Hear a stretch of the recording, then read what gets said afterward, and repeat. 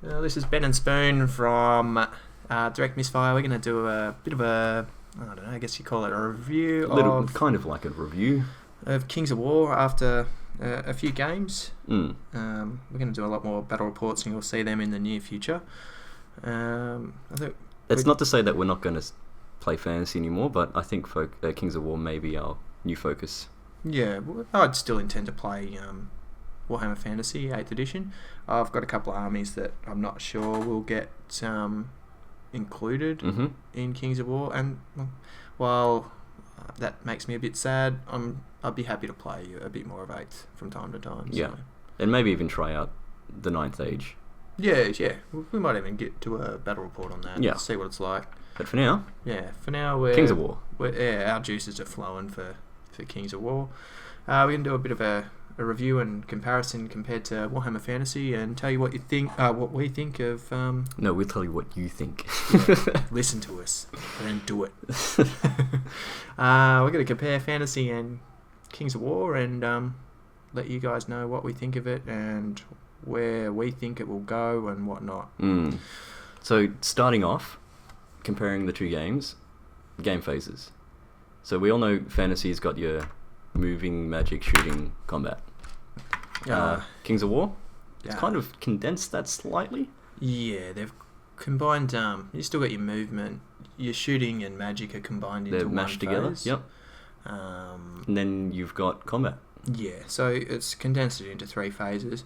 The other big difference too is that movement isn't cut down into a couple of different sequences. There's no sub-phases anymore. Yeah. So you don't declare your charges like you did in Warhammer Fantasy? No. So you just, if they can charge, you can make them charge at any point during your move phase. Yeah, so you could move a unit normally. Get them out of the way perhaps, and then charge the unit behind them. If they've got line of sight, of course. They've got to actually be a valid target to charge. Now, you can move your units through your own units as long as they don't end their turn on top of each other. Yeah. So you can have some weak dudes at the front, have some more powerful guys at the back, and then they can move through and charge someone else as long as they don't end their turn. Yeah, they can't end their turn on the unit. Which I think is nifty. Yeah. Bear in mind, they've got to have the line of sight to see the unit before they can charge. Yeah. Obviously, so... Yeah. I think this speeds up the game quite considerably. And just also on that topic, line of sight. Oh, line of sight is so much clearer. No more true line of sight. Every unit has a height defined to it. One from 0 to 4. Yeah. So your infantry start at a height 1. Yep. Large is 2. Monsters can be 3 or 4. Yeah, I think cavalry sit at 2 as well. Yeah. There's about, I think there's 5 or 6 different unit types. And as long as that number's higher than the thing in front of it, they can see. Yeah, they can see over the top. And it works the other way too. So if you've got... how do I explain it? You've got units in front of a unit that are taller, they block the line of sight. Yes. So if your number's lower than the thing in front, they can't see. Yeah. Hills... They can be whatever size you've got on your table, 1 2 inch. They will be height 1 or 2. Yeah. Add your unit on top of that. 2 plus 2 makes 4. So it's very clear. Yeah, that's easy to follow. I think it's a great little mechanic. Yes, it's fantastic. It clears up all the bullshit time that you've spent trying to figure out whether your unit could see something. It makes the game so much faster. Moving other than the no sub phases. Fairly similar. You can't, annoyingly in Fantasy, have fast cav, which is zip about the place, turning, because you only get 1 pivot. Yes, correct. Yeah, there's a couple of different move types. Yep. So you shuffle backwards and forwards. You can add the double, which is like a march, but they can only go straight forward. Yeah. If the unit has nimble, then they can pivot. Yeah, they can add a pivot to their movement. So a pivot basically is you can pivot your unit on its center up to 90 degrees once throughout its instead of phase. Wheeling from a corner, you just pivot in the center, kind of like a random mover if anyone's played them in Fantasy. Which I think probably some people will screw that up initially. Yeah, it's taken me a bit to get used to the whole pivot because I'm still used to wheeling. But no, I can pivot when I start, or I can pivot when I end. Yep. As long as it's only one one pivot when you're doing it, Yeah. you're all good. The other thing is, you can also pivot during your movement, so you could move up, say, 4 or 5 inches, depending what your movement is. Pivot an inch and then move an additional whatever's left in your movement, which is kind of cool. There's no more Nancy fancy wheeling around the battlefield. Whether I'll miss that or not, we'll see. Yeah, we need to play games. Don't know. And then of course there's your charge, which is just double your movement. Yep. Make contact. Yep. That's it. I think we've and there's one that's similar to your reforms, which is change facing. Mm-hmm. So you obviously just pretty essentially the same thing. Just spin your unit. And also, I think it's part of the movement, counter charges. If you get charged in the flank or the rear, and your unit survives, you can counter charge sideways or behind. You don't have to be looking at your opponent. Yeah. I think you just spin your unit around to face whatever one you want to charge, and away you go. Yeah, away you go. Which is nice. I don't think we've come into play that as of yet. It came in our first game once, but yeah. We discussed it. I don't think I actually performed it, but no, I think you charged the front unit, didn't you? Yeah, but I had the option to counter charge. Yeah, I think that was probably one of the flaws, or that's what I hear was one of the flaws in first edition Kings of War, which is kind of cool. They've tried to fix that up, because imagine like if you get charged in the butt and you can't do anything about it. You just have to sit there and take it. Whereas in fantasy, you at least got the chance to, if you lost the combat, you could take a leadership to turn around, yep, and face the opponent. So I think that's a cool little mechanic that they've put in. Agreed. What, all for movement? Yeah, I think so. All I can think of. Yeah. Let's move on to shooting and magic. So, like combat or the way the stats work, shooting is you just pick your range that you have determined by the weapon that your dudes are holding. Yeah, there's not many. Well, in the test, what do you call it? Beta rules, maybe. Yep. There's only a couple of different shooting types anyway. So you got your long rifles and heavy crossbows, which shoot 36 inches. Your bows, crossbows, and rifles, which are 24 inches. And then there's harpoon guns, carbines, fire bolts, which are 18. And then you got pistols, javelins, throwing weapons, which are 12 inches. So you just take your range, use your range value of your unit, roll a dice. Yeah. That's another thing. We should do stats, the stat comparison. Okay. Yeah. Yep. We'll do that in a list construction. Sounds good. Yep. So that's shooting. Shooting, very similar. Just got to make sure you can see your dude. Yeah. You basically neg 1 to hit if you move. Yeah. And obviously terrain also plays a factor in that. If they're obstructed, the view's obstructed, then they're an additional -1 to hit. It's like soft cover. Yeah. Basically, to shoot, your unit has a ranged value and a number of attacks. You pick up the amount of dice for your attack value, roll it against your shooting value. Yep. And that pretty much determines whether. So it's not a huge difference, not a huge departure from fantasy. Yeah. The only thing is because the line of sight is quite different. Yeah. Oh, should also mention that it's taken from the center point of the unit. Right. And it's not basically everyone. So it's not like a corner to corner thing. Like if one dude can see, then everyone can see. It's the center of your unit sees at any point of your opponent. So it has to be the center of your unit. Yeah. That's the big thing there. Yeah. That's just to get around the gaminess of fantasy sometimes. Yeah, and it's not. You don't have to go and figure out if everyone. Yeah, you just pick the center. Yeah, pick the center, and then if he can see, the whole unit sees. Yeah. They all shoot. You don't have to count each individual model. No. And figure out. Does he get a shot? Does he get a shot? Does he get a shot? It's all these small changes and condensing to make it simpler and faster. Yeah. So it's not a huge departure, but when you're playing it, it's similar, but same but different. Yeah, same but different. A little bit faster. Not as many shades of grey, I guess. No, certainly not. Anyway, from shooting, we go to magic because it's in the same phase. Yeah. So magic's a huge difference. Yeah. No more laws. There's a selection of spells that some wizards can choose from, and that'll be in your list construction. Yep. And basically, when you go to cast your spell, you have a look at how many dice your spell needs, which is written on your sheet. Yep. And roll whatever dice. On a 4-up, it does whatever it does. Yeah. Yeah. So 50% chance per dice. Yeah. So as an example, my dude can have heal 4, which means I roll 4 dice, and for each 4-up, I heal 1. Yep. Done. So you just take a damage counter off the unit if they've suffered damage.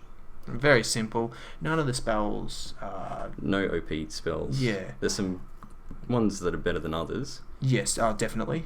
But there's no game-winning spells. If they go off, then that's it. Yeah, it's not like fantasy where it was,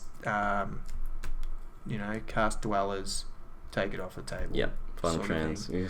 Yeah. And whilst I enjoyed casting cacophonic... Cacophonic. Thank you. Choir. Whilst I enjoyed casting that, I know it shat It was a people pain up in the the wall. arse. Yep, because it did horrible things to people. Stumps off. I really hate that spell. Bear in mind, I didn't take all the fancy demon shit. I took a pure Slaneshi army. But anyway, that's beside the point. The spells in this game aren't like that, where it's completely game changing. They're very subtle. You might do a few hits. You might heal. It's all supporting stuff. It's not super damaging. It's not super defensive. It's all nice. Yeah. Yep. And I don't have a problem with that. No, that's all right. I think this sort of matches maybe 6th, 7th edition fantasy, where magic was a lot more subtle. Mm-hmm. The spells, they're not the same. I think the fantasy magic, even in those editions, still did a bit more damage, but it wasn't as brutal as what it is in 8th edition fantasy. But that's magic. Yeah, magic. Nice and easy. Very easy. And then close combat. Much like shooting, you take your fight value, roll against how many dice you've got, and in whatever they hit, you roll against your opponent's defense value, plus or minus modifiers. Like if you run through a forest, then it's harder to hit. And, or if they've got, I think it's Ensnare, is it? Ensnare gives you a -1 a hit as well. Yeah, there's a few little nifty special rules and magic items and stuff you can take that modify the hit values and whatnot. And also for wounding, like because you're rolling against your opponent's defense, if your dudes have crushing strength or thunderous charge, that kind of negs down the armor to make it easy to wound. Yeah. But that's combat in a nutshell. That's also pretty easy. No more conga lining, no more character bus soaking up damage. It's hit and hit. Makes it flow faster. Yeah. Yeah. I'm just thinking, do I miss that stuff? I don't think I do. I certainly don't miss conga line. No, that's a pain in the ass. Yeah, jerks. Yes. So they're all the game phases. Oh, one thing, nerve testing. How do you get rid of units? Oh, yes. Whenever you do damage to someone, you add some markers on, roll 2 dice and add that to the nerve value and see if it's higher. And if it is, it's gone. Yeah. So, for example, if I shot at a unit, did 4 damage, and then rolled, say, 10 on 2d6. That totaling 14. Totaling 14, and the unit's wavering value was 16. Yeah. Then nothing happens. Nothing happens. If their wavering value was 14 or 13. Equal to or less. Oh, equal to or less. Sorry, you just confused it. Sorry. So if you rolled and that number's more than your wavering, then they're wavered. They can't charge. They can't do much. They can move backwards, change their facing. Yep. Very simplified movement. Like it cuts out half the movement options for you. Yeah. On the other hand, if it exceeds your route value, which is the second value on your character sheet, it's usually a couple of points higher than your wavering. Yeah, then they're gone. They're dead. They're run away. Fleed, broken, gone. Yeah. So that happens with shooting, magic as well as combat. Yeah. Yep. And there are ways to try and get rid of your damage counters using heal, some army special rules and whatnots. Yeah. Yep. So fast. That's, I guess, the only thing there is when you're in combat and shooting phases, keeping count. Keeping track of how many...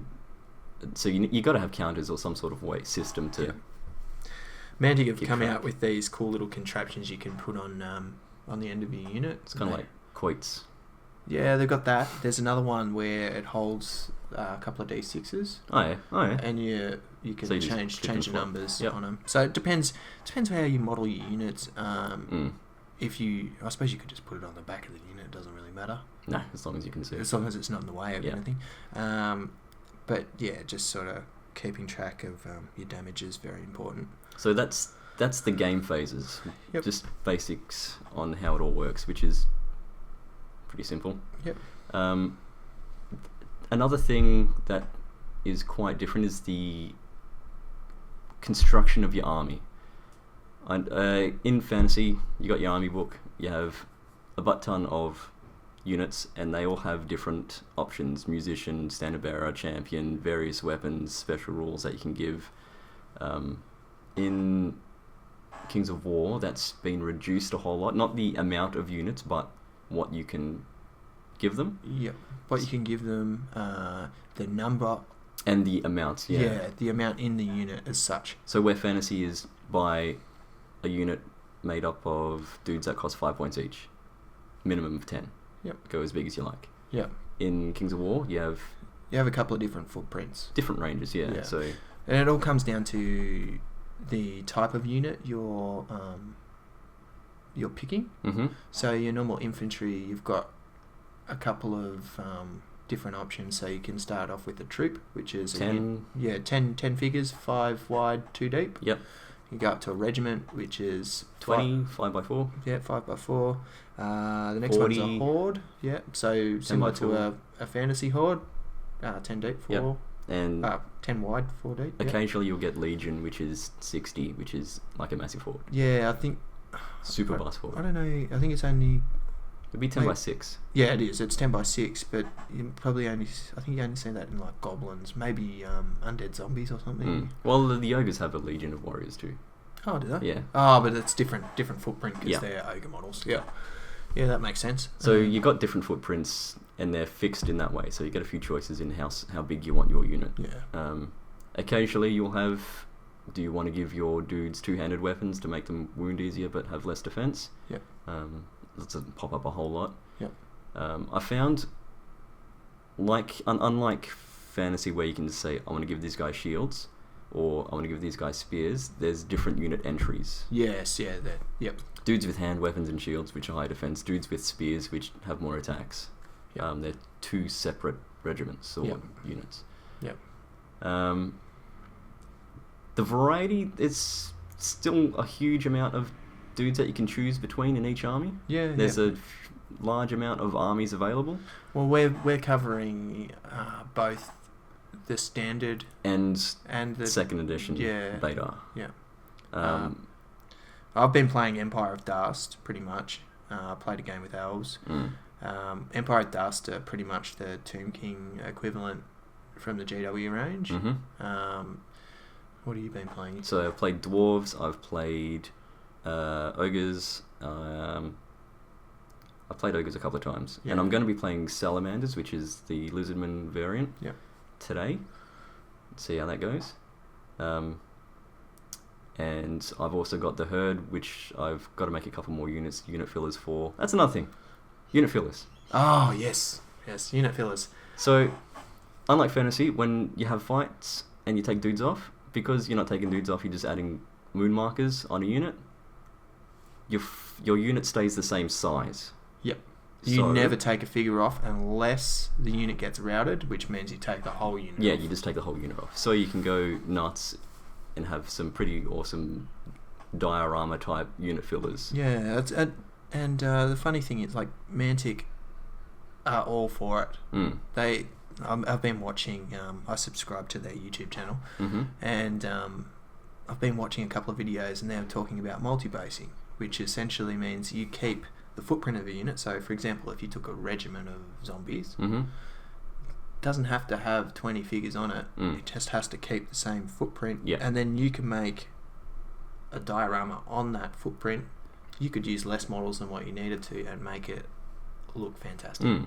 Which is pretty cool. You can see some really interesting armies. It's like that one in Moonstruck, that Empire fighting the undead. Oh, that yes. would work really well. Yeah, it would. Because as much as that army looked fantastic, having those cuts in each of the the bases kind of detracts a little bit. Yeah. There is a downfall though to doing something like that.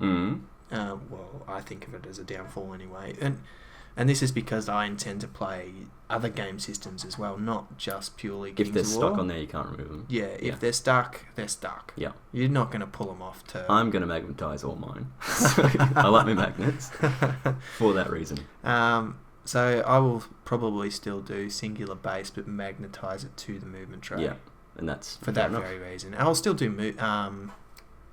unit fillers. Yeah. But I won't be multi-basing my units. Yep. Characters. There's a lot of characters, but you don't get to choose a lot of the stuff that's on them. Yeah, they're not as customizable as what they as they were in fantasy, I should say. Yep. I mean, you can give certain dudes mounts. Everyone usually inspires, so kind of like a BSB reroll. Some do, some don't. I've noticed. Some are for specific units. Yeah. But that's about it. Some wizards you can pay extra spells for. Yeah. Yeah. But there's not a whole lot of customization there. Yeah. However, there are some magic items that are for hero units only, whereas, I mean, they could take any magic item, but there are hero specific. It's only a handful of those. Yeah. Though. So you don't have the customization with your heroes, but overall, I don't think it's the end of the world. The heroes aren't... they're not super impactful when you're playing the game. They're not smash and face. They're there to help out. Yeah. Inspire your troops. I mean, they are okay in combat. Like, I quite like my Pharaoh on a chariot. But they're not going to win in the game. No, it's not... they're not... it's not Hero Hammer. No. That's another thing with unit construction. There's a list of items, upgrades, that you can give one per unit, and they're shared between all the armies. Yep. It's like in fantasy, it'd be like your BRB magic items. Yeah, and you can give them to units, to every unit. Yeah. Just about. Just only one magic item per unit. Per unit, yep. So you can't tool them up to buggery, just small things to boost some units in certain ways. And for me, in our last game, I found that it made a big difference. Subtle changes, like making my Scully archers hit on a 4-up instead of a 5-up. My dwarf rifleman shooting 36 instead of 24. Oh, and your ogres did the same thing with the breath weapon. With the breath weapon. Yep.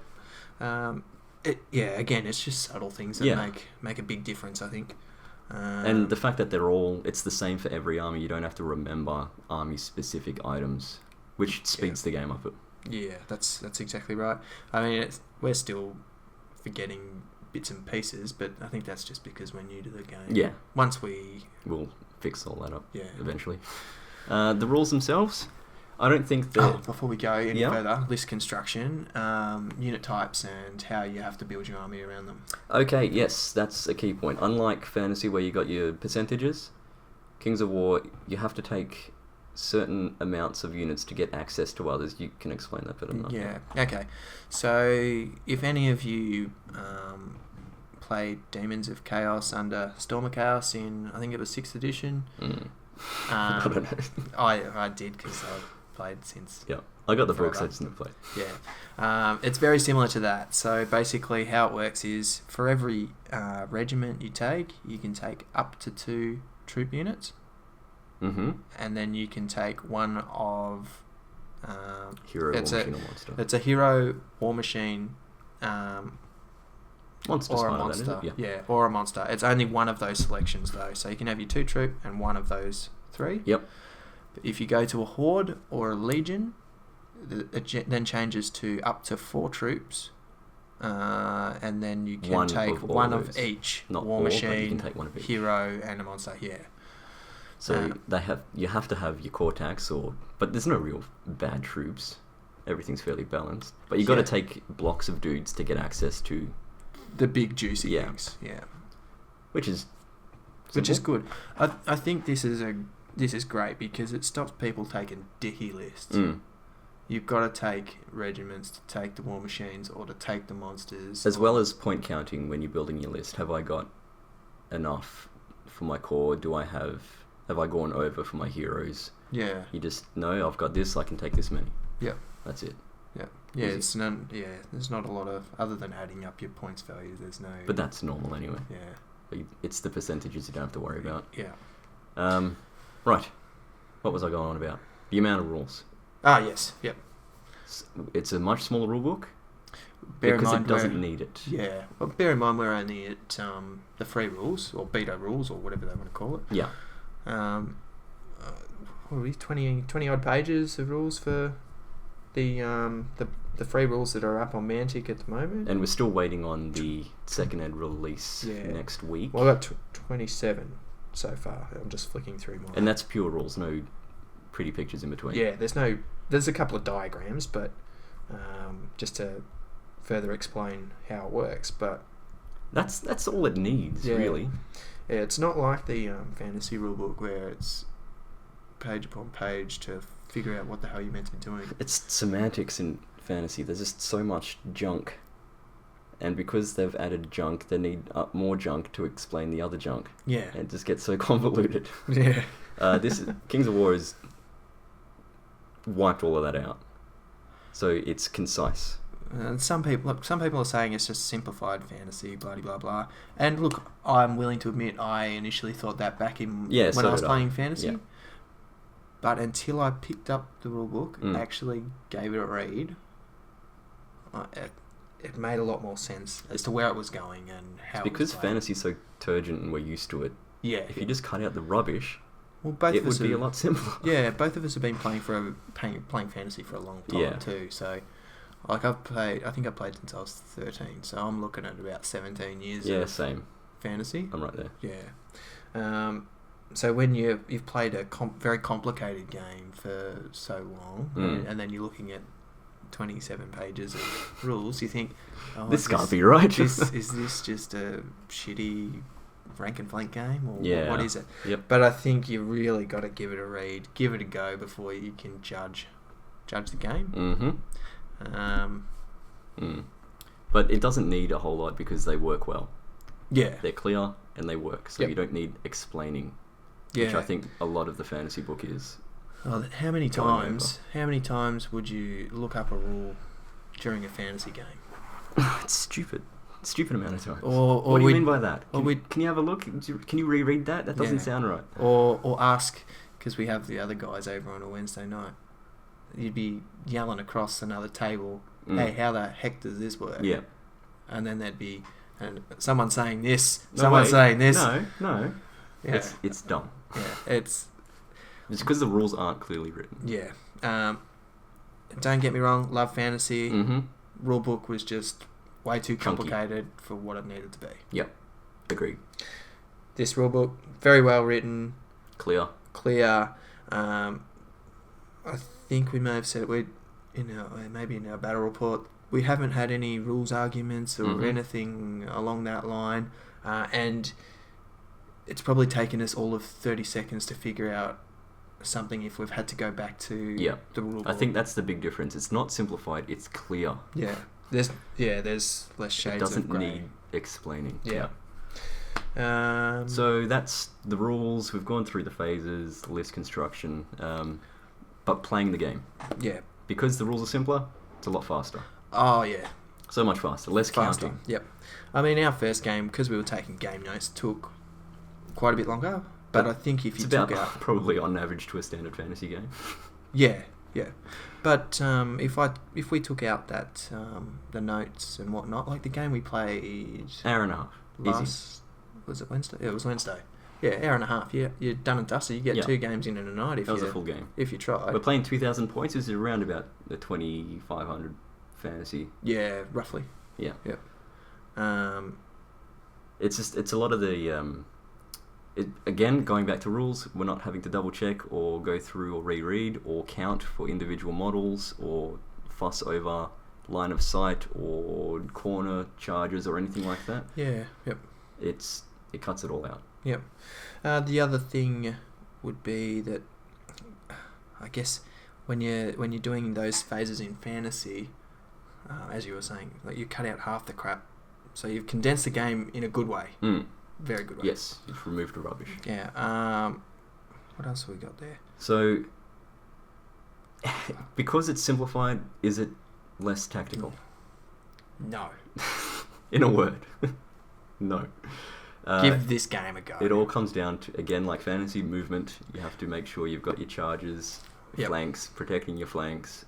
Make sure your characters are in inspiring range or range to cast their spells, that they hit the things that they want. Same with shooting war machines. You want to make sure you've got cover, but you're not obscuring your own dudes. Yep. So you can shoot them and they not you. In some areas, it's not less tactical. Yeah, no. It's just less rubbish. Yeah, less rubbish. Less rubbish. Faster, still as tactical. And I think there's a whole lot of things that we need to explore. Like, because you can move through your own units as long as they don't end their movement in. That opens up a whole lot more. Yeah. Tactical finesse. Yes. Oh, I totally agree. So looking forward to it, but certainly not less tactical. I'd say it's on par. And there's no bullshit. Mm-hmm. No bullshit. And keeping track of things, easier to keep track of, because you don't have wizards with multiple wizard levels, you don't have individual characters with certain amount of hit points each within a unit. You're keeping track of one unit.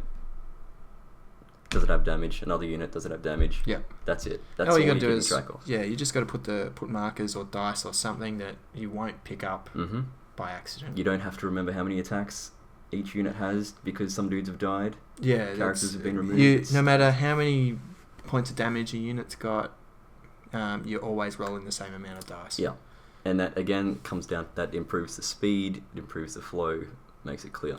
And there's none of. We probably should have brought this up in combat. There's none of this. I'm assigning X amount of attacks to this character. In your front rank or whatever. So less accounting, less bookkeeping. Yep. Less fecking about with those things. And overall, which bog the game down. Yeah, this method I think improves. Even if you put something like this into fantasy, it would improve it greatly. But I may be wrong. Yeah, it could change things too much. Yeah. People freak out. Yeah. But I like the flow of the game. It's nice and fast, still tactical, easy to keep track of. Yep. Totally agree.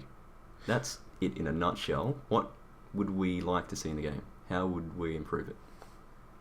It's a good question, because what have we played? I think I've only played for a handful of games, so 4 or 5 games. One thing that I've noticed, army-specific spells.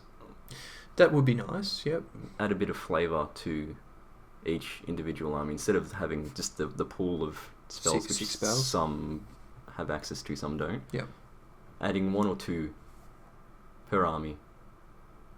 Yep. Would be nice. Yep, I totally agree. That would be good.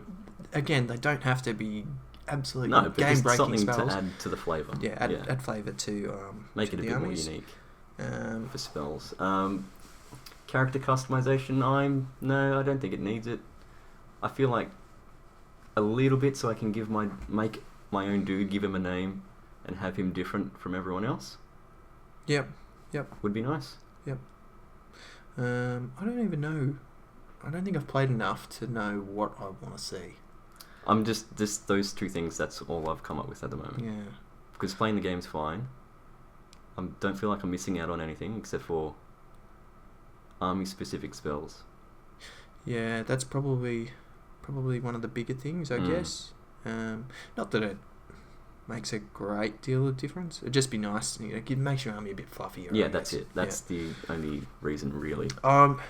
Because even character customization, because they're not game-winning, you don't need to tool them up. Yeah. And you do have access to magic items. I don't know. I think maybe it's just a hangover from fantasy. Yeah, quite possibly. I mean, I'm really looking forward to getting the hard copy rulebook to read the full fluff, to get an idea of Manticore and... Yeah, because I don't know much about it. Yeah, I had to look on Wikipedia for it. Either do I. And that is really, really cool. The other thing I'm really looking forward to see when it finally comes out is the supplement with the GW lookalikes. Right. I'll call it. The proxies. You know, the GW counterparts, maybe I should call it, like the Tomb King army. And Mm. I mean, they've got beta lists up for them at the moment, Mm. and they're really cool fun. Mm. It'd just be interesting to see where they're going to go fluff-wise and, Because and whatnot. they're going to be individual and magic. Yeah. So, yeah, it will They're be not interesting gonna- to see. They're not how going they to be change your GW army. No. They're going to probably play different. Mm-hmm. Although I did find Tomb Kings played very similar to older edition Tomb Kings. Mm. Not a bad thing. I quite enjoyed it. They certainly move and can do stuff. Yeah. I mean, the other thing that I'd probably like to see, what's going to happen in the future? Are they going to release more supplement books that add units to to already existing armies, or are they just going to release a new full edition with extra entries? Yeah. Yeah, that's one thing to keep out. I don't know. There's a lot of entries at the moment. You've still got a lot of room. Yeah, to there's a lot explore. of armies. Yeah. And I guess the biggest thing is you don't have to wait at the moment. You've got all your army lists. There's no 4-year break between your next army book. Yeah, because Kings of War has been out for about that time, maybe less. Yeah, 2012, I don't know when the original first edition came out. Mm. I couldn't tell you because I was lost in Warhammer Fantasy World. Yes. But just glancing on Wikipedia, I could have my information wrong, but it's only been around for a few years. Yeah. And they're not like Games Workshop. They don't have I wouldn't say they have the monopoly at the moment. No.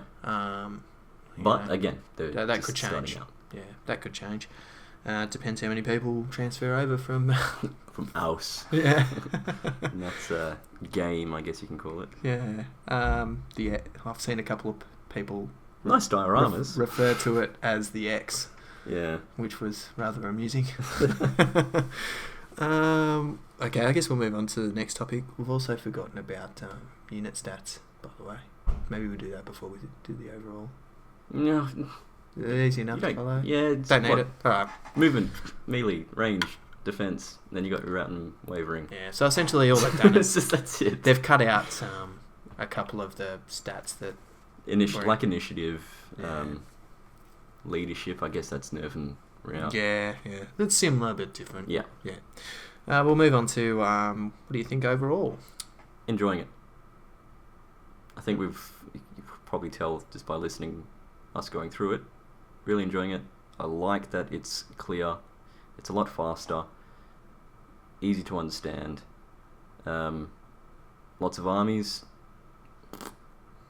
It's good. I'm really, really enjoying it. I was very, very sad when Fantasy died, and I was... Depression. Yeah. All I over was the place. having my nerd depression, and yes, I'm a Age of Sigmar troll, so don't let the troll out.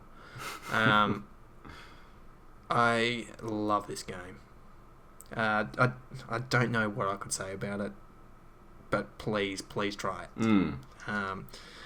I wasn't sure what to think. I read the rules, thought it could be interesting, and after game one, I just wanted to keep playing. Yep.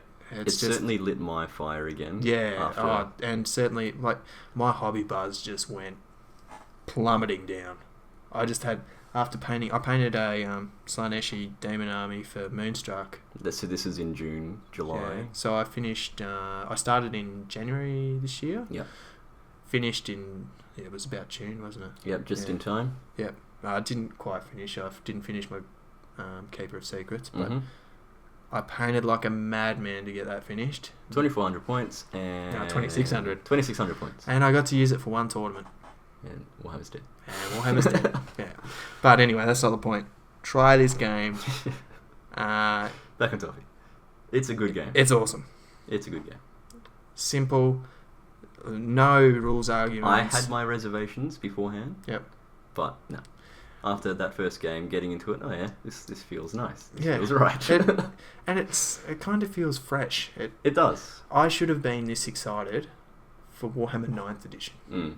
But I think because 8th was good, I enjoyed 8th. I didn't want it to change. Any change felt like it could be bad. It was hard to improve on what they've got already, apart from a lot of the shitty rules. Yep.